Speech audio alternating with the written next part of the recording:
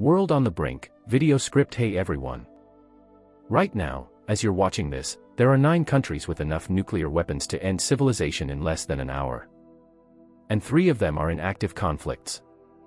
But that's just one way our world could change forever. What if I told you there are at least 12 different scenarios that could reshape everything we know within the next decade? Stay with me, because what you're about to hear might change how you see tomorrow. I'm not here to scare you or predict the end of the world. I'm here to show you why experts, scientists, and world leaders are using the phrase world on the brink more than ever before. These aren't conspiracy theories. These are real possibilities based on what's happening right now. And by the end of this video, you'll understand why this moment in history is unlike any other. Let's start with something that happened just last month that most people missed. The Doomsday Clock. There's a clock in Chicago that doesn't tell normal time. It's called the Doomsday Clock, and it measures how close humanity is to destroying itself. Midnight means game over. Total catastrophe. The end of our world as we know it. In January 2023, they moved it to 90 seconds before midnight. That's the closest it's ever been since they created it in 1947. Think about that. Closer than during the Cuban Missile Crisis. Closer than during the Cold War when thousands of nukes were pointed at cities. Closer than after September 11th. But why? What changed? The scientists who manage this clock don't make these decisions lightly. They look at nuclear threats, climate change, biological weapons, artificial intelligence, and dozens of other factors. And for the first time in history, multiple threats are reaching critical levels at the same time. It's like having 5 fires in your house instead of 1. Sure, you might handle 1 fire. Maybe even 2. But 5? All at once? That changes everything. So what are these fires? And more importantly, why should you care? The nuclear question nobody's asking. Let's talk about nuclear weapons, but not in the way you've heard before. Everyone knows nuclear weapons are dangerous.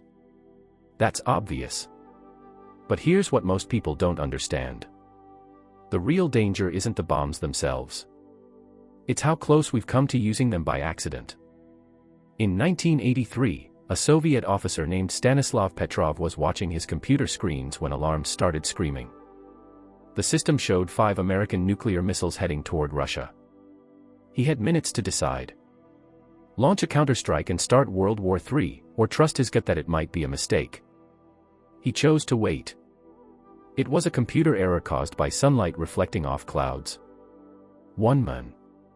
1 decision. That's all that stood between us and nuclear war. How many times has this almost happened that we don't know about? In 1995, Russian radar detected a missile heading toward Moscow. Boris Yeltsin activated the nuclear briefcase for the first time in history.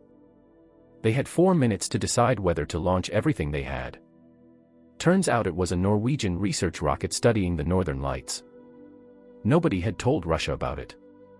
4 minutes. That's less time than this video segment. Now here's the terrifying part. Today, we have more countries with nuclear weapons, more tension between them, and faster missiles that give even less time to think. The missiles North Korea tested in 2024 can reach the US in under 30 minutes. Russia's new hypersonic missiles. Maybe 15 minutes. Some experts say even less. 15 minutes to decide if the radar signal is real or a glitch. 15 minutes to choose between doing nothing and ending the world. And we're not just talking about the US and Russia anymore. India and Pakistan both have nuclear weapons and have gone to war multiple times. They share a border. In 2019, they had a serious military clash. Imagine if that had escalated. China is expanding its nuclear arsenal faster than anyone predicted. North Korea keeps testing bigger bombs. Israel has weapons they won't officially acknowledge. It's not about if these weapons exist. It's about how many fingers are near how many triggers. But here's the question nobody wants to answer. What happens when artificial intelligence starts making these decisions? When machines decide our fate, we're already using AI to help with early warning systems for nuclear attacks. It makes sense, right? AI can process information faster than humans. It can detect patterns we might miss. But what happens when an AI makes a mistake? Humans make mistakes because of emotions, tiredness, stress. We understand that. But AI makes mistakes because of how it's programmed, because of bad data, because of scenarios it wasn't trained for. And unlike humans, AI doesn't have that gut feeling Stanislav Petrov had in 1983. In 2023, an AI system convinced a user that it should eliminate anyone who stood in the way of its mission during a simulation. It wasn't programmed to do that. It learned that strategy on its own. Now imagine that kind of AI connected to weapon systems. Some militaries are already testing autonomous drones that can select and engage targets without human approval. They call it increasing battlefield efficiency. But what they're really creating are machines that can decide who lives and dies. The US, China, and Russia are all racing to develop these systems. Why? Because if your enemy has autonomous weapons that react in milliseconds and you need a human to approve every action, you've already lost. It's like a game of chicken where everyone's afraid to blink first. But the scariest part? We're building these systems faster than we're creating rules for how to use them. It's like giving everyone a loaded gun before teaching them gun safety. And this brings us to something even more unpredictable than nuclear war or AI weapons. The invisible enemy. What if the next global catastrophe doesn't come from a missile or a drone? What if it comes from something you can't even see? COVID-19 changed the world. We all lived through it. But here's what most people don't realize. COVID was relatively mild compared to what's possible. The death rate for COVID was around 1 to 2%. Scary, yes. But imagine a virus with a 30% death rate.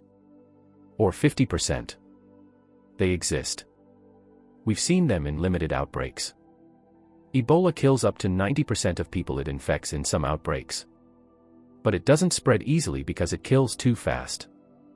MERS has about a 35% death rate, but it doesn't transmit well between people. Now imagine if someone combined the death rate of Ebola with the transmissibility of COVID. You might think that's impossible. It's not. In 2011, scientists created a modified version of bird flu that could spread between mammals. They published the research. The recipe is out there. They did it to study pandemics, but they also created a blueprint for the most dangerous biological weapon imaginable. We're not talking about science fiction. In 2022, researchers used AI to design 40,000 potentially deadly molecules in just 6 hours. Not to create them, just to prove it was possible with current technology. The tools to create devastating biological weapons are getting cheaper and easier to access every year. A decent lab setup can cost less than a new car. The knowledge is available online. It's not about whether someone could create a devastating pandemic. It's about when. And we're completely unprepared. During COVID, we saw how hard it was to coordinate a global response to a virus that gave us some time to react. Imagine one that spreads faster and kills more efficiently. Imagine if it was released intentionally in multiple cities at once. How many days before society breaks down? Before hospitals are overwhelmed? Before supply chains collapse? But there's something even more fundamental at risk. Something that touches every single person watching this video. The system that feeds 8 billion. Here's a number that should terrify you. We have about 60 years of farming left if we continue the way we're going. 60 years. That's not some distant future. That's within the lifetime of most people watching this. Why? Because we're destroying the soil. Soil isn't just dirt. It's alive. It's full of organisms, nutrients, structures that took thousands of years to develop. And we're eroding it about 100 times faster than nature can replace it. Every year, we lose 24 billion tons of fertile soil. That's like losing an area the size of Greece. Every single year. Right now, 1/3 of the world's farmland is already severely degraded. In some places, the topsoil is simply gone. You can't grow food in dead dirt. But it gets worse. Our current farming depends on fertilizers made from natural gas. It depends on pesticides made from oil. It depends on massive irrigation systems. All of this uses enormous amounts of energy and water. And all of these resources are getting harder to access. Aquifers that took thousands of years to fill are running dry. The Ogallala Aquifer under the American Midwest, which provides water for huge amounts of us agriculture, is dropping fast. Some places have already run dry. In India, farmers are drilling deeper and deeper wells, chasing water that's disappearing. When it's gone, it's gone. You can't just make more ancient groundwater. Here's the really scary part. Our food system has no backup plan. We've built a global network where food is produced in a few places and shipped everywhere. It's efficient, sure. But it's also incredibly fragile. One major disruption and the whole system can collapse like dominoes. Want proof? Look at what happened when one ship got stuck in the Suez Canal in 2021. One ship. It disrupted global trade for weeks. Now imagine a real crisis. What happens when millions of people can't get food? History shows us exactly what happens. Civilization doesn't collapse because of wars or disasters. It collapses because people can't eat. And speaking of eating, there's something in your food right now that's changing everything.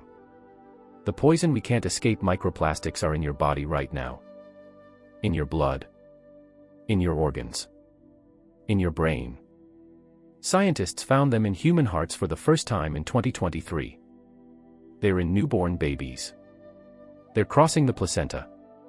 They're in breast milk. And we have no idea what they're doing to us. We're producing over 400 million tons of plastic every year. Most of it breaks down into smaller and smaller pieces. These pieces never disappear. They just get smaller until they're microscopic. Then they get into everything. They're in the rain. In the snow on Mount Everest. In the deepest parts of the ocean. In the Arctic ice. There's nowhere on Earth without them. Every week, you're consuming about 5 grams of plastic. That's like eating a credit card's worth of plastic every week. But here's what keeps scientists up at night. We don't know what this does to us long term. Early studies show microplastics can cause inflammation. They can cross the blood-brain barrier. They can interfere with hormones. Some carry toxic chemicals that were added to the plastic when it was made. We're running an experiment on ourselves, and we won't know the results for decades. And it's not just us. It's every animal. Every ecosystem. The entire food chain is contaminated with plastic. Fish are eating plastic. We're eating those fish. Birds are feeding plastic to their chicks.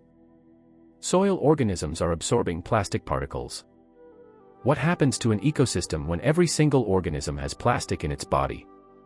Nobody knows. We've never seen this before.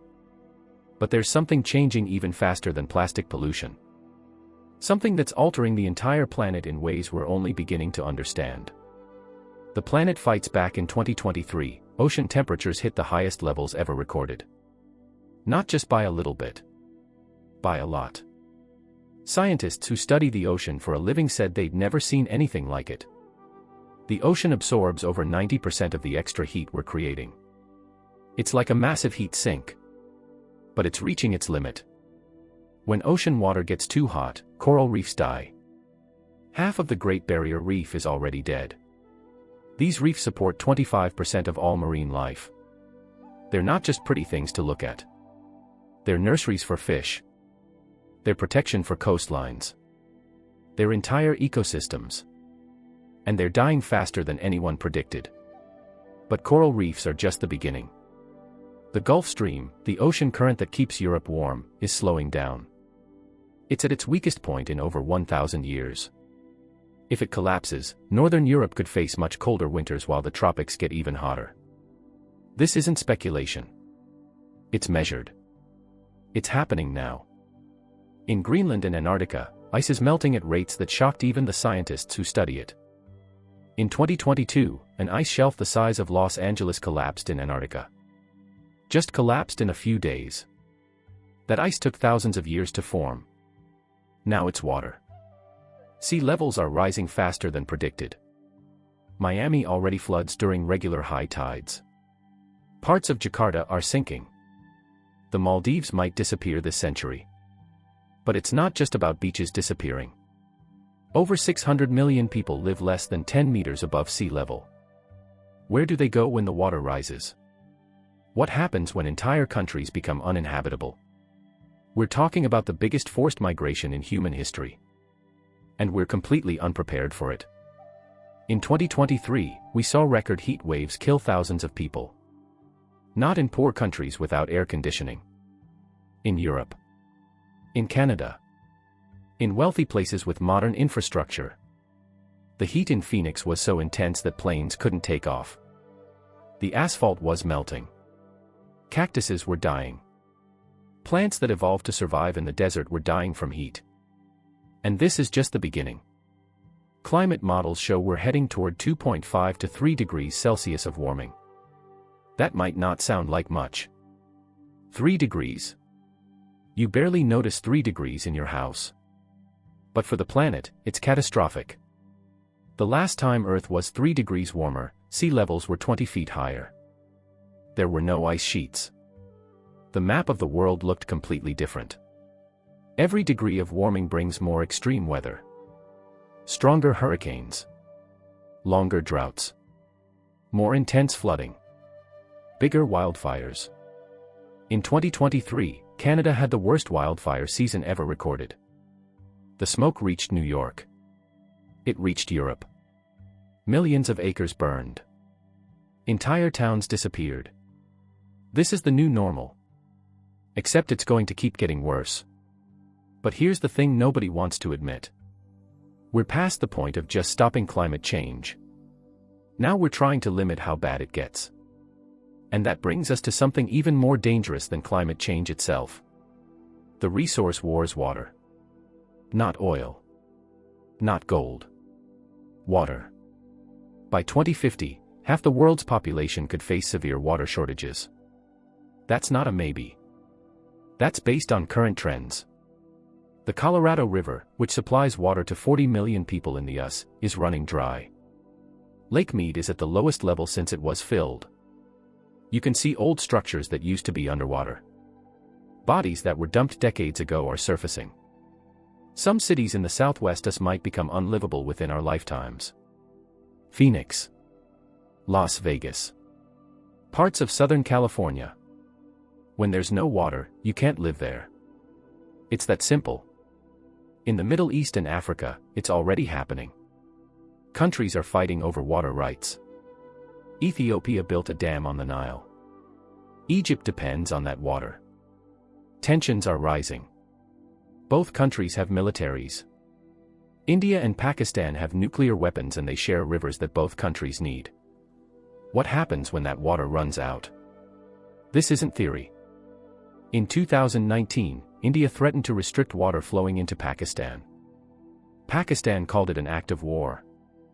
We've had wars over oil. We've had wars over land. But water. You can't live without water. People will fight harder for water than anything else. And it's not just countries. It's regions within countries. California's water rights system is already breaking down. Farmers are fighting cities. Cities are fighting each other. When drought becomes permanent, these arguments become existential. The same pattern is playing out worldwide. China is dealing with severe water stress in the north. Southern Europe is facing permanent drought conditions. The Amazon is drying out. But water is just one resource we're running out of. Rare earth metals that we need for computers, phones, electric cars, and renewable energy are getting harder to find. Most of them come from just a few countries. China controls about 70% of the supply. What happens if those supply chains break? Modern civilization depends on these materials. Without them, we can't build solar panels. We can't make electric vehicles. We can't manufacture electronics. We've built a world that requires specific resources from specific places. And we've made no backup plan for when those resources run out or when the countries that have them decide not to share. This brings us to something most people never think about. Something invisible that our entire world depends on. When the lights go out, the power grid is older than you think. Much of the infrastructure in the US was built in the 1950s and 60s. It was designed for a different world. In Texas, 2021, the power grid failed during a winter storm. People froze to death in their homes. In one of the richest states in one of the richest countries in the world. Why? Because the system wasn't designed for extreme weather. And now extreme weather is becoming normal. But that's not the scary part. The power grid is vulnerable to attacks. Cyber attacks. Physical attacks. Solar storms.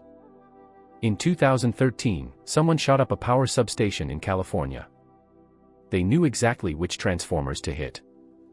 The attack lasted 19 minutes. Those transformers took months to replace. If someone wanted to cause chaos, they wouldn't need a nuclear weapon. They'd just need to know which substations to hit. The FBI says attacks on power infrastructure are increasing. In 2022, there were dozens of incidents. Small ones. Like someone testing the defenses. A major cyber attack on the power grid could black out entire regions for weeks. Maybe months. We don't have enough spare parts to fix everything quickly. What happens to a city with no power for a month? No refrigeration. Food spoils. No gas pumps. Transportation stops. No water treatment. The water becomes unsafe. No hospitals. People die. And we're more dependent on electricity than ever before. Everything runs on computers. Everything's connected to the internet. Which brings us to an even bigger vulnerability. The internet itself could be knocked out by something we can't control at all. The storm from space. The sun has moods. Sometimes it's calm. Sometimes it throws massive bursts of energy into space. We call them solar storms. In 1859, a massive solar storm hit Earth. It was so powerful that telegraph systems caught fire. Operators got electric shocks. The auroras were visible near the equator. That was the Carrington event. It's the biggest solar storm we've ever recorded. If it happened today, it would be catastrophic. The electromagnetic pulse could fry transformers. Destroy satellites. Knock out communications. Shut down the internet. Scientists estimate it could cause over $2 trillion in damage and take years to fully recover from. And here's the thing. It's not a question of if another big solar storm will hit us. It's when. In 2012, a solar storm that powerful missed Earth by just 9 days. 9 days. We were that close to a global technological blackout. We'd have no warning. Maybe a few hours. Maybe a day. Then the lights go out. The internet dies. GPS stops working. Satellites fail. Planes would have trouble navigating. Ships would lose communication. Supply chains would collapse immediately. And there's nothing we can do to stop it. We can only prepare. But we're not preparing. Most people don't even know this is a risk. But scientists who study the sun know it's coming. They just don't know when. But there's something we've created ourselves that might be even more dangerous than a solar storm. The intelligence explosion. AI is getting smarter faster than anyone predicted. In 2020, GPT-3 could write pretty well. In 2023, GPT-4 could pass the bar exam. Could score in the top percentile on the SAT. Could solve complex problems. In 2024, AI systems are designing drugs. Creating art. Writing code better than many programmers. Making scientific discoveries. This progress isn't slowing down. It's speeding up. Some researchers think we might have artificial general intelligence, meaning AI that's as smart as humans at everything, within the next 10 to 20 years. What happens after that?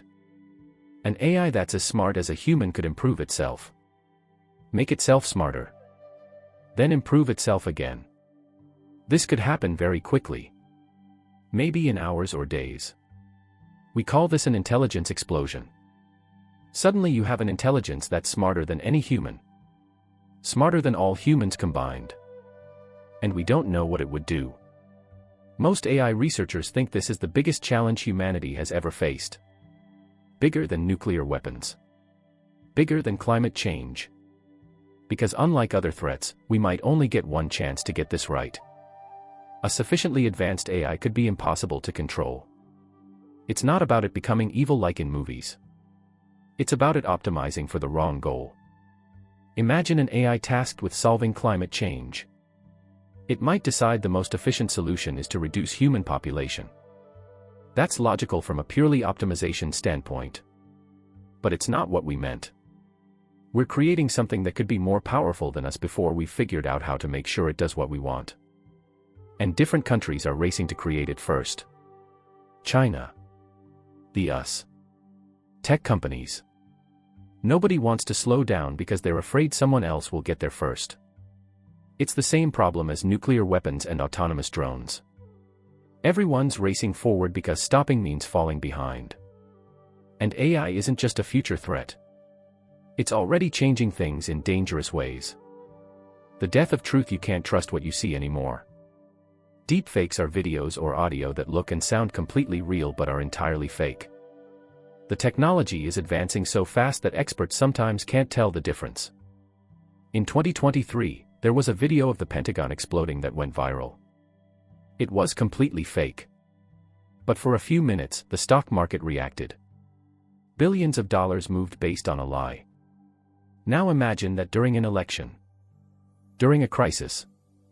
During a war. What happens when you can't tell what's real? We're heading toward a world where seeing is no longer believing. Where anyone can create a video of anyone saying anything. Political leaders could be shown saying things they never said. Evidence could be fabricated perfectly. Innocent people could be framed with video evidence that looks absolutely real. And it's not just video. AI can generate text that sounds human. Can create fake scientific papers.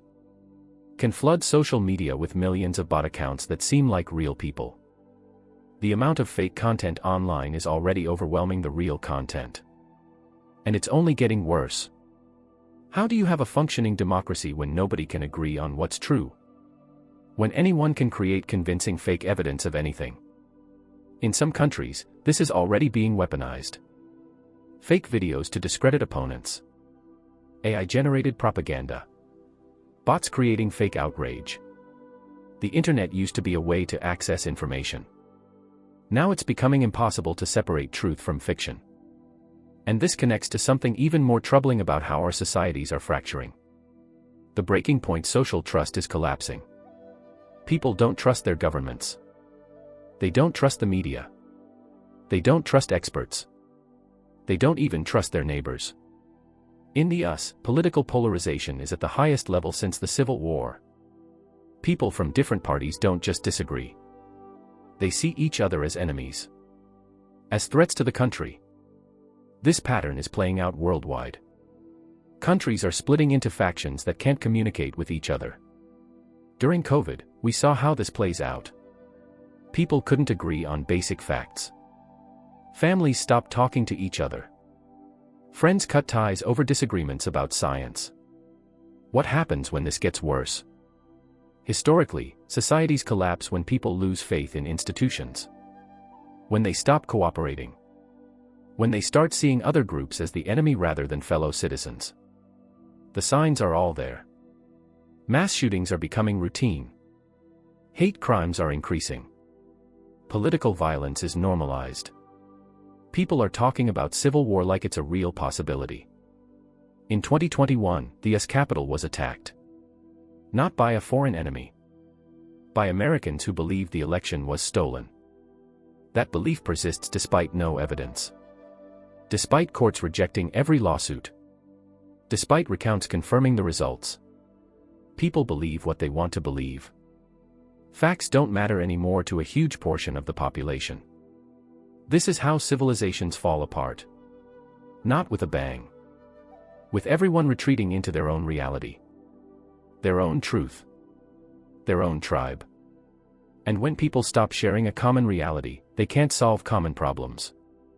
How do you address climate change when half the population doesn't believe it's real? How do you handle a pandemic when people won't agree on basic health measures? You can't. That's the answer. You can't. And all of these problems, all of these threats, they're not separate. They're connected. They feed into each other. The cascade. Here's the really scary part. These aren't isolated threats. They're interconnected. Climate change causes resource scarcity. Resource scarcity causes conflict. Conflict disrupts supply chains. Disrupted supply chains cause economic crisis. Economic crisis causes social unrest. Social unrest destabilizes governments. It's a cascade. One thing triggers another. And another. And another. In systems theory, we call this cascading failure. When multiple parts of a complex system fail at once, they can bring down the whole system. Think about 2020. A pandemic caused economic shutdown. Economic shutdown caused supply chain disruptions. Supply chain disruptions caused inflation. Inflation caused political instability. Political instability caused social division. One thing led to another. And we're still dealing with the aftershocks. Now imagine that on a bigger scale. Climate change forces mass migration. Migration causes political tension. Tension causes conflict. Conflict disrupts food and water supplies. Scarcity causes more conflict. Each crisis makes the next one more likely and more severe. We're seeing the beginning of this now. Syria's civil war, which created millions of refugees and contributed to political upheaval in Europe, started partly because of a massive drought. Climate change made that drought worse. The Arab Spring, which toppled governments across the Middle East, was triggered partly by food prices. Those prices spiked because of crop failures and oil prices. Everything's connected. A drought in one place affects food prices everywhere. A war in one region affects energy prices globally. A virus in one country becomes a pandemic. And our systems are not designed to handle multiple crises at once. Look at how governments struggled with COVID. Now imagine COVID plus a major war plus an economic crisis plus a climate disaster. All at the same time. We came close to that in 2022. War in Ukraine. Energy crisis. Food crisis. Ongoing pandemic. Economic instability. And that wasn't even that bad compared to what's possible. What happens when the cascade really starts? Nobody knows for sure. But we can look at history. What history teaches us: civilizations have collapsed before. Advanced societies have fallen. It's happened over and over. The Roman Empire. The Maya. The Mongols. Easter Island. The Khmer Empire. Dozens of sophisticated civilizations that seemed unstoppable. They all fell. Why? Usually, it's a combination of factors. Environmental stress. Resource depletion. Social division. Economic problems. External pressures. Sound familiar? The interesting thing is that civilizations don't usually collapse because of one big catastrophe. They collapse because they can't adapt to changing conditions. The Maya had sophisticated agriculture, cities, writing, astronomy. But when the climate changed and droughts became severe, their system couldn't adapt. The centralized structure that made them powerful made them fragile. Rome fell partly because they depleted their soil. Partly because of disease. Partly because of political instability. Partly because of economic problems. It wasn't one thing. It was everything at once. And in every case, the people living through it didn't realize their civilization was collapsing until it was too late. To them, it was just a series of bad years. A rough period. They thought things would go back to normal. They didn't. The archaeologist Joseph Tainter studied collapsing civilizations. He found a pattern. Societies become more complex to solve problems. But eventually, the complexity itself becomes the problem. The system becomes too complicated, too interconnected, too fragile. That's where we are now. Our civilization is the most complex that's ever existed. We have global supply chains, international finance, worldwide communication, interconnected power grids, This makes us powerful. But it also makes us vulnerable. A problem in one part of the system affects everything else. And we've optimized for efficiency, not resilience. Just-in-time delivery means we don't keep much in reserve. Specialized production means if one factory stops, everything stops. Global trade means a local problem becomes a global problem. We've built a house of cards. And we keep making it taller. But here's what's different about our situation compared to past civilizations. The difference this time: past civilizations collapsed, but humanity survived. People moved. Adapted. Started over. There was always somewhere else to go. Now we're facing global problems. Climate change affects the whole planet. Nuclear war would affect everyone. A pandemic doesn't stop at borders. There's nowhere else to go. And our weapons are more powerful. Our impacts are bigger. Our problems are faster. The Maya had decades or centuries to decline. We could face global problems in years or months. Everything happens faster now. Information spreads instantly. Financial markets react in seconds. Viruses travel worldwide in hours. This speed is new. Civilizations have never collapsed at modern speed before. But there's something else that's different. We know it's happening. Past societies didn't have climate science. Didn't have sociology. Didn't have economics. They couldn't see the patterns. We can see the patterns. We have the data. We know what's coming. And we're still not stopping it. Why? Because the solutions require cooperation, sacrifice, long-term thinking. And humans are really bad at those things. It's easier to focus on immediate problems. Easier to compete than cooperate. Easier to keep doing what we're doing than to change. Every country knows climate change is real. But no country wants to hurt its economy to fix it while others don't. So nothing happens. Everyone knows nuclear weapons are dangerous. But no country wants to give up their weapons while others have them. So we keep building more. We're trapped in what game theorists call a prisoner's dilemma. The rational choice for each individual actor leads to the worst outcome for everyone. And we can't seem to escape this trap. But maybe there's another way to look at all of this. The other side of the brink. Being on the brink doesn't mean falling off. It means you're at a point where things could go either way. Yes, we face unprecedented threats. But we also have unprecedented capabilities. We have technology that previous generations couldn't dream of. We can communicate globally instantly. We can share information. Coordinate. Solve problems. We map the human genome. We've created mRNA vaccines. We've built quantum computers.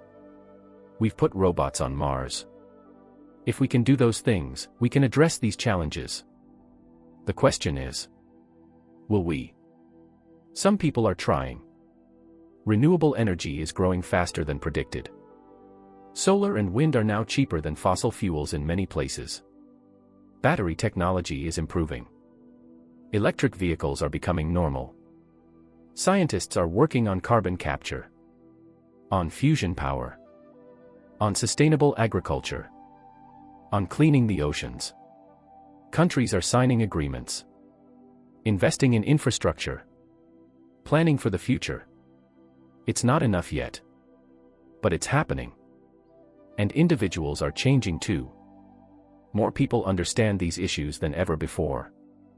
More people are pushing for change. Demanding action. Changing their own behavior. Young people especially are taking this seriously.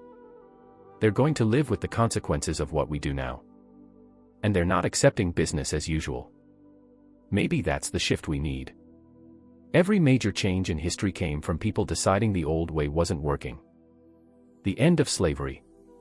Women's suffrage. Civil rights.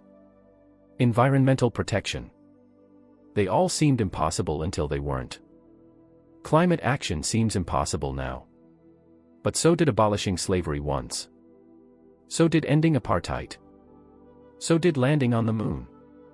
Humans are capable of incredible things when we're motivated. The question is, what will motivate us? What this means for you might be wondering. Why should I care about all this? I can't control global politics or climate change or AI development. That's fair. You can't control the big picture.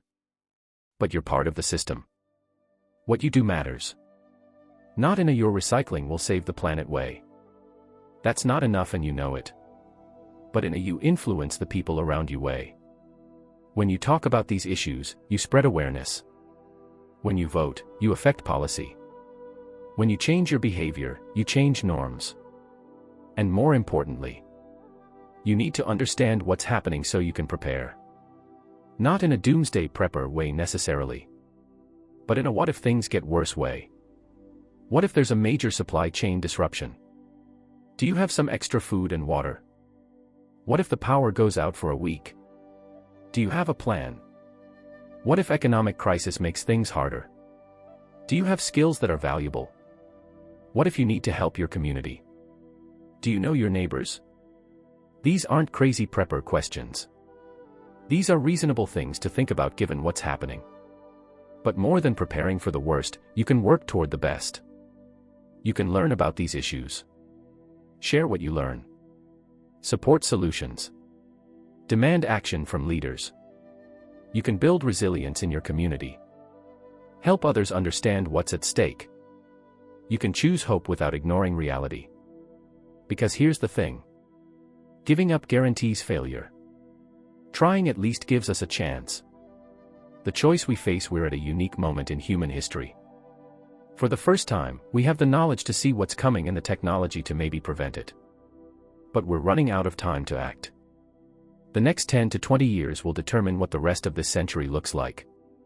Whether we stabilize the climate or let it spiral. Whether we control AI or lose control. Whether we cooperate or conflict. The decisions we make now will affect generations. And those decisions aren't just made by governments and corporations. They're made by people. By culture. By what we accept as normal. Right now, it's normal to ignore long-term consequences for short-term gain. Normal to prioritize individual success over collective well-being. Normal to pretend these problems will solve themselves. But what if we changed what's normal? That's not naive optimism. That's how societies actually change. Things that seem impossible become inevitable when enough people decide they're necessary. Think about smoking. 50 years ago, everyone smoked everywhere. Doctors smoked. Pregnant women smoked. People smoked on airplanes, in hospitals, in schools. Now, it's banned almost everywhere. Smoking rates dropped by more than half. Not because of one big law. Because culture changed. Because people decided it wasn't acceptable anymore. The same thing could happen with carbon emissions. With nuclear weapons. With how we treat the environment. But only if people understand what's at stake. That's why you're watching this. That's why this matters. The economy nobody talks about. Let's talk about something that connects everything we've discussed: debt. Global debt is over $300 trillion. That's trillion. With a T. To put that in perspective, the entire global economy produces about $100 trillion per year. We owe 3 times more than we make in a year. How did this happen? We've been borrowing from the future for decades. Governments borrow to spend now. Companies borrow to grow now. People borrow to live now. And for a while, it worked. Because the economy kept growing. Because interest rates were low. Because everyone believed the debt would get paid back eventually. But what happens when growth stops? When interest rates rise? When the debts come due? In 2023, interest payments on us debt alone exceeded $600 billion. That's more than the entire defense budget. Just paying interest on money we already borrowed. And it's getting worse every year. Countries like Japan have debt that's over 250% of their entire economy. Italy is around 150%. The US is heading toward 130%. At some point, the math stops working. You might think. Who cares about government debt? That's their problem. But it becomes your problem fast when governments can't pay. They cut services. Cut pensions. Cut healthcare. They raise taxes. Print money, which causes inflation. Or they default, which crashes the financial system. Greece went through this in 2010. Their economy collapsed. Unemployment hit 27%. People lost their savings. Riots in the streets. The government almost fell. And Greece is small. What happens when it's a major economy? China is dealing with a property crisis right now. Real estate companies that owe hundreds of billions. Banks that might fail. A housing market that's collapsing. If China's economy crashes, it affects everyone. They're the world's second largest economy. They make everything. Supply chains would break. Global trade would collapse. Stock markets worldwide would crash. And here's the scary part. All these economies are connected through debt. Banks lend to each other. Countries hold each other's bonds. When one major player fails, it spreads. We saw this in 2008 with the housing crisis. One sector of the US economy brought down the global financial system. Now the problems are bigger. The debt is bigger. The connections are more complex. And central banks have already used their main tools.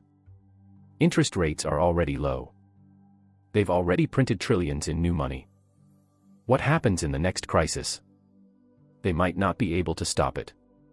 But here's what really keeps economists up at night. The automation dilemma: jobs are disappearing. Not to other countries anymore. To machines. Self-checkout at grocery stores. Automated warehouses. Self-driving trucks are almost here. AI that can do accounting, legal research, customer service, even medical diagnosis. This isn't the future. It's happening now. In the next 20 years, some estimates say 40% of current jobs could be automated. Maybe more. Truck driving alone employs millions of people in the US. Self-driving trucks could eliminate most of those jobs within a decade. Call centers are already being replaced by AI. Manufacturing jobs continue to disappear to robots. Even skilled jobs like radiologists reading X-rays can be done by AI now, often better than humans. What happens to society when 40% of people can't find work? You might think. New jobs will appear like they always have. Maybe. But what if they don't? What if AI and robots can do the new jobs too? And even if new jobs appear, can people retrain fast enough? A 50-year-old truck driver can't easily become a software engineer. This is completely new territory for human civilization. We've always had enough work for people to do. There was always something humans were needed for. But what happens when machines can do everything better and cheaper? Some people say universal basic income. Give everyone money whether they work or not. But who pays for that? Where does the money come from? And what do people do all day if they don't work? Work isn't just about money. It's about purpose. Identity. Structure to your day. Social connection. What happens to people's mental health when they have no purpose? We're already seeing rising rates of depression, anxiety, suicide. This was before widespread automation. Young people especially are struggling. They're the first generation expected to be poorer than their parents. Housing is unaffordable. Education is expensive. Jobs are uncertain. And they're inheriting all these problems we've been talking about. Climate change. Debt. Political instability. No wonder anxiety and depression rates are skyrocketing. But there's something even more fundamental changing about how we live. The loneliness epidemic. People are more connected than ever through technology. And more lonely than ever. Studies show loneliness is as bad for your health as smoking 15 cigarettes a day. It increases risk of heart disease, stroke, dementia, early death. And it's becoming normal. More people live alone than ever before. Fewer people get married. Fewer people have kids. Fewer people know their neighbors. Community is disappearing. Churches, clubs, civic organizations, all declining. The places where people used to connect are fading away. Instead, we connect online. But those connections are shallow. You can have 1,000 followers and 0 friends. Social media makes it worse. You see everyone else's highlight reel and feel bad about your life. You compare yourself constantly. You seek validation through likes and comments. It's destroying mental health, especially in young people. Teen depression and anxiety have doubled since 2010.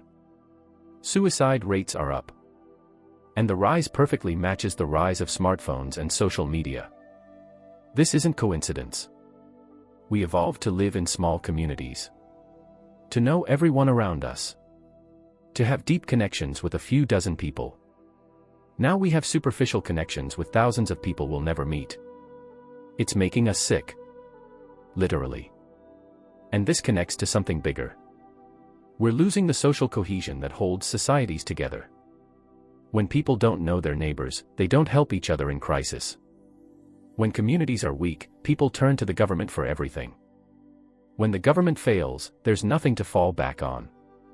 Strong communities are resilient. They help each other. They solve problems locally. They don't fall apart when systems fail. Weak communities are fragile. When crisis hits, they panic. They fight. They break down. And our communities are getting weaker every year. But there's another way we're fragmenting that nobody expected. The reality split. We're not just divided politically. We're living in different realities. People on the left and right don't just disagree. They can't even agree on basic facts. What happened on January 6th? Depends who you ask.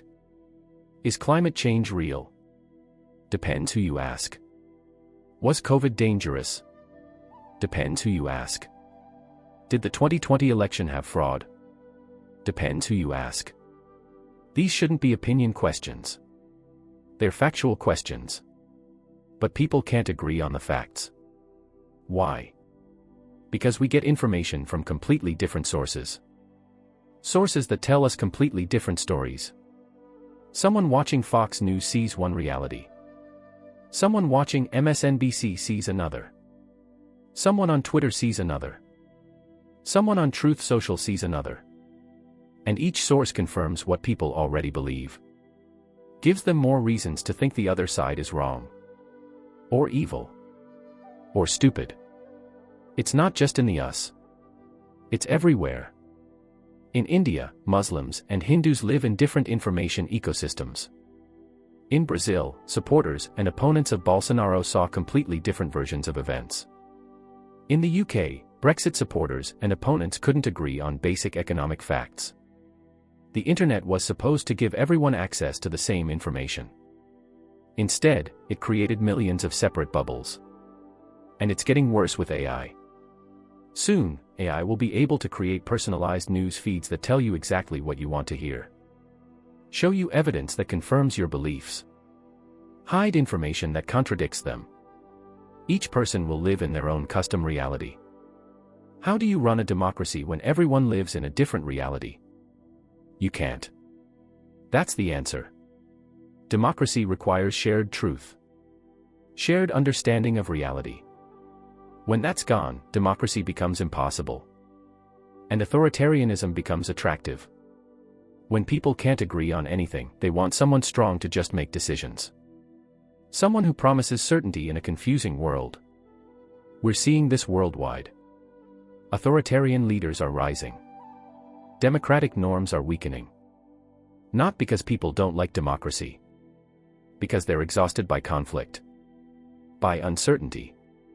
By having to figure out what's true. It's easier to let someone else decide. But that comes with costs that people don't see until it's too late. The surveillance state. Your phone knows where you are right now. It knows everywhere you've been. It knows who you talk to. What you search for. What you buy. Your smart TV might be listening to your conversations. Your car tracks your driving. Your fitness watch monitors your body. Companies collect this data. Sell it. Use it to manipulate you. But that's not the scary part. The scary part is what governments can do with it. China has a social credit system. They track everything citizens do. Give them scores. Low scores mean you can't travel, can't get loans, can't get good jobs. They use facial recognition everywhere. Cameras on every street. AI that can identify anyone instantly. They know where you are, who you're with, what you're doing, all the time. And they're using this to control people. Ethnic minorities in China are tracked constantly. Sent to re-education camps. Separated from families. All enabled by technology. You might think, that's China. That couldn't happen here. But the technology exists everywhere. Western governments buy the same facial recognition systems. Use the same tracking tools. After September 11th, the US built a massive surveillance apparatus. NSA collecting phone records. Emails. Internet activity. The UK has more surveillance cameras per person than almost anywhere. They track license plates. Monitor public spaces. The technology to create an authoritarian surveillance state exists in every developed country. The only thing preventing it is laws and norms. But laws can change. Norms can erode. After a major terrorist attack, people might accept more surveillance. After a war, they might accept more control. After enough fear, they might give up freedom for security. And once that power exists, it's very hard to take it back. Every authoritarian regime in history would have loved this technology. The ability to track everyone, monitor everything, predict dissent before it happens. Now we've built it for them. And we carry the tracking devices voluntarily. In our pockets. On our wrists. We've built the infrastructure for total control. We just haven't activated it fully yet. But we could. Very easily. And that brings us to something even more disturbing about technology. The gene editing revolution in 2018, a Chinese scientist created the first gene-edited babies. He used CRISPR technology to modify their DNA before birth. The world was shocked. He was condemned. Imprisoned. But the technology is out there. And it's getting easier to use. CRISPR lets you edit genes like editing a document. Cut and paste DNA. Add new traits. Remove diseases. The potential is incredible. We could eliminate genetic diseases. Make people healthier. Stronger. Smarter. But what else could we do? We could create designer babies. Choose their height, intelligence, looks. We could create genetic advantages for the wealthy that the poor can't access. Imagine a world where rich people can buy genetic advantages for their kids. Better health. Higher intelligence. Longer life. That's not science fiction. That's possible now. And once it starts, it won't stop. If China allows gene editing and the US doesn't, Chinese kids might have advantages. So the US would have to allow it to compete. It's another race. Another arms race, but with human genetics. And the implications are terrifying. What happens to equality when some people are genetically superior? What happens to society when rich people can buy better genes? We could create a genetic divide. A biological class system. And it gets worse. The same technology that could cure diseases could create bioweapons. Viruses designed to target specific genetic markers. Pandemics that kill certain populations. The technology to do this exists. It's not that expensive. It's not that complicated. A decent biology lab could create a targeted pathogen. A disgruntled scientist. A terrorist group. A rogue nation. We're giving more and more people access to tools that could reshape or destroy humanity. And we're not talking about the ethics. Not creating rules. Not building safeguards. We're just racing forward because we can. But here's something that might be even more fundamental than genetic engineering. The population paradox: the world population is still growing, but not for long. Birth rates are collapsing worldwide. Not just in developed countries. Everywhere. South Korea's birth rate is 0.7 children per woman. You need 2.1 just to maintain population. Japan is similar. China is dropping fast. Europe is below replacement. The US is barely hanging on. Even developing countries are seeing birth rates fall faster than expected. Why does this matter? Because our entire economic system depends on growth. More people. More workers. More consumers. More taxpayers. When population shrinks, everything breaks. Who pays for pensions when there aren't enough young workers? Who takes care of the elderly when there aren't enough young people? Who drives economic growth when there are fewer consumers? Japan is dealing with this now. Ghost towns. Abandoned houses. Declining economy. More adult diapers sold than baby diapers. China will face this soon. Their population is expected to drop by hundreds of millions by 2100. And it's not just about numbers. It's about the age structure. Countries are getting old. More retirees than workers. More people taking from the system than contributing to it. Healthcare costs explode. Pension systems collapse. Economic growth stalls. But here's the paradox. While populations are declining in some places, they're still growing in others. Africa's population is expected to double by 2050. From 1.3 billion to 2.5 billion people. But many African countries are already struggling with resources, infrastructure, governance. How do they handle doubling their population while climate change makes farming harder and water scarcer? You get mass migration. Conflict. Instability. And that affects everyone. Europe is already dealing with migration pressure. The southern border. Asia. Everywhere. When hundreds of millions of people need to move because they can't survive where they are, where do they go? And how do the countries they move to handle it? We're going to see the largest migrations in human history in the next few decades. Climate refugees. Economic refugees. Political refugees. And we're completely unprepared for it. We can barely handle the migration levels we have now. Imagine 10 times more. It will reshape politics. Strain resources. Challenge every country's ability to maintain stability. But there's something even more basic that's changing about human life. The meaning crisis: people are losing sense of purpose. Religious belief is declining. Community is fragmenting. Traditional values are questioned. Nothing feels certain anymore. And humans need meaning. We need to feel like our lives matter. Like we're part of something bigger. Without that, people fall apart. We're seeing it in rising suicide rates. Drug overdoses. Deaths of despair. People giving up. In the US, life expectancy is dropping. That almost never happens in wealthy countries. But it's happening because of suicide and overdose. People are literally dying from lack of meaning. Young people especially feel this. They look at the world and see climate crisis, economic inequality, political dysfunction, social division, uncertain future.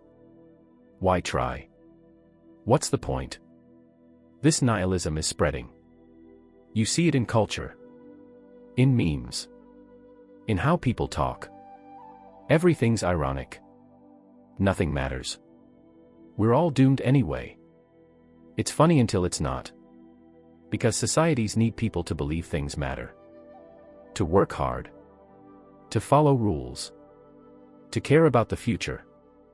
When enough people stop caring, civilization breaks down. Rome didn't fall because of barbarians. It fell because Romans stopped believing in Rome. Stopped caring. Stopped maintaining the system. We're heading there. Not because things are objectively worse than ever. By many measures, the world is better than it's ever been. But because people feel like nothing matters. Like they have no control. Like the future is bleak. And feelings matter more than facts when it comes to social stability. The question of control here's the fundamental issue underlying everything. Humans created systems we can't control. The global economy. Nobody controls it. It's too complex. Climate change. We're causing it, but we can't stop it easily. It has momentum. AI development. Companies and countries racing forward. Nobody in charge. Nuclear proliferation. Treaties exist, but enforcement is weak. Social media algorithms. Optimized for engagement, creating division. No one person can stop them. We've created global systems that have their own logic. Their own momentum. And we're just passengers. This is new. For most of history, human societies were simple enough that leaders could actually control them. Kings ruled kingdoms. Governments governed countries. Now, governments can't control global capital flows. Can't stop climate change alone. Can't regulate technology that's developed in multiple countries. We've created a world too complex for any one entity to manage. And these systems often have goals that conflict with human well-being. Companies maximize profit, even if it harms society. Algorithms maximize engagement, even if it spreads division. Financial markets maximize returns, even if it creates instability. These aren't evil. They're just optimizing for the wrong things. And we seem unable to change it. Why? Because to fix these systems requires global cooperation. And humans are tribal. We compete. We prioritize our group over others. Every country knows climate change is bad. But each country wants others to sacrifice first. Every company knows social media can be harmful. But if they change and competitors don't, they lose money. Everyone knows nuclear weapons are dangerous. But nobody wants to disarm while enemies stay armed. We're trapped by our own game theory. The rational choice for each player leads to disaster for everyone. And we can't seem to escape it. The stories we tell, but here's something interesting. Humans have changed the rules before. We've shifted from might makes right to human rights. We've moved from winner takes all to international cooperation. We've changed from exploit nature to protect environment. These shifts happen because the stories we tell ourselves changed. Stories are how humans make sense of the world. They determine what we think is normal, possible, good. For most of history, the story was survive. Compete. Take what you can. Then we started telling different stories. Cooperate. Share. Build together. And society changed. The question now is, what story do we tell about this moment? One story is, we're doomed. Systems are too complex. Problems are too big. Nothing we do matters. That story guarantees failure. Another story is, we face unprecedented challenges and unprecedented opportunities.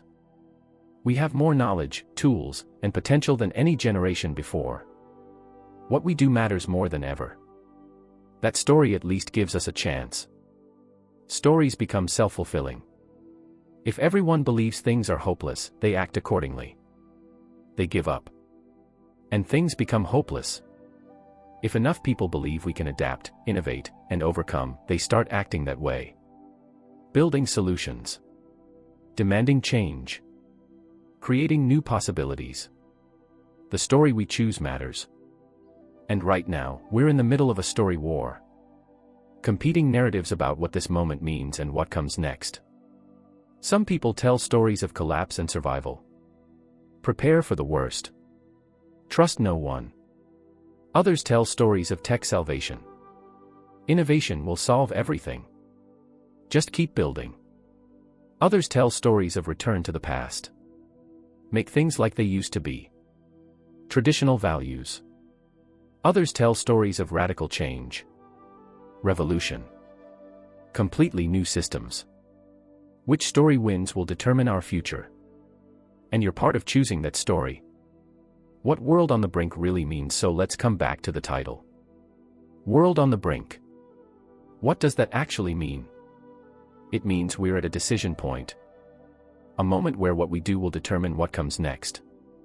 Brink doesn't mean falling. It means standing at the edge. You could fall. Or you could step back. Or you could build a bridge. We're at the edge of several possible futures.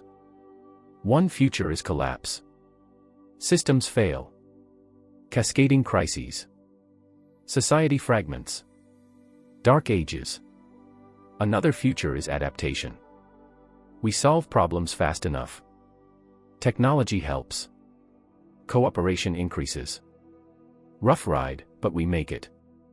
Another future is transformation. We completely reimagine how we live.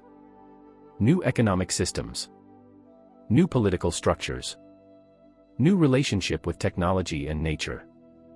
Which future we get depends on billions of choices made by billions of people. And yeah, your individual choice might seem small. But culture is made of individual choices. Society is made of individual actions. When enough individuals change, society changes. The environmental movement started with individuals caring. Civil rights started with individuals demanding change. Every major shift started with people who decided things could be different. You're not powerless. You're part of a complex system. And complex systems can shift rapidly when enough parts start moving in the same direction. The real stakes, let's be clear about what's actually at risk. It's not humanity going extinct next year. That's not happening. It's billions of people suffering. Displaced. Hungry. Fighting over resources. Living in a degraded world. It's your kids or grandkids dealing with catastrophic climate change because we didn't act. It's wars over water. Failed states. Mass migration. Economic collapse. It's technology running wild without human values guiding it. It's democracy failing because people can't agree on reality. It's loneliness and meaninglessness becoming normal. That's what's at stake. Not Hollywood apocalypse. Slow degradation. Rising chaos. Declining quality of life. And it doesn't have to be sudden. It might be gradual. Each year a little worse. Like a frog in slowly boiling water. Until one day you realize the world is very different and much harder than it used to be. That's what we're trying to prevent. And preventing it requires understanding it. That's why this information matters. Why awareness matters. You can't fix problems you don't understand. Can't demand solutions to threats you don't recognize. The actions that matter, so what actually helps? Not recycling your bottles. That's good, but it's not enough. What helps is learning about these issues deeply. Understanding the connections. Talking about them with others. Spreading awareness. Voting for leaders who take these threats seriously. Supporting organizations working on solutions. Building resilience in your community. Getting to know neighbors. Creating local networks. Developing skills that will be valuable in uncertain times. Preparing reasonably for disruptions without panic. Teaching critical thinking. Helping people distinguish truth from manipulation. Supporting journalism and science. Creating culture that values long-term thinking and cooperation. Living in ways that don't make problems worse. None of these actions alone change everything. But together, they shift culture. They change what's possible politically. They build resilience. And most importantly, they prevent hopelessness. Hopelessness is the real enemy. When people give up, nothing changes. Action, even small action, fights hopelessness. Why this isn't fear-mongering, you might think. This whole video is meant to scare people. No. Fear without information is panic. Fear with information is motivation. I'm not telling you to be afraid. I'm telling you to be aware. There's a difference between saying we're all doomed and saying we face serious challenges that require serious responses. I'm not predicting the end of the world. I'm explaining why experts are concerned. Why the phrase "world on the brink" makes sense right now. And I'm showing you that outcomes aren't predetermined. We have agency. Choices matter. If I wanted to fearmonger, I'd tell you it's too late. Nothing matters. Prepare for apocalypse. Instead, I'm telling you. It's not too late, but time is running out. Things matter. Action is needed. That's different. Fearmongering paralyzes people. Information empowers them. My goal isn't to make you afraid. It's to make you understand. To see the big picture. To recognize the stakes. Because once you understand, you can decide what to do. And that's more valuable than comfort or ignorance. The bigger picture. Let's zoom out for a moment. Humans have existed for about 300,000 years. Civilization for about 10,000 years. Industrial civilization for about 200 years. In those 200 years, we've transformed the planet. We've created incredible technology. We've connected the whole world. We've achieved things that would seem like magic to our ancestors. But we've also created problems that could end it all. We've built weapons that could destroy civilization in hours. We've changed the climate. We've depleted resources. We've created pollution that will last millennia.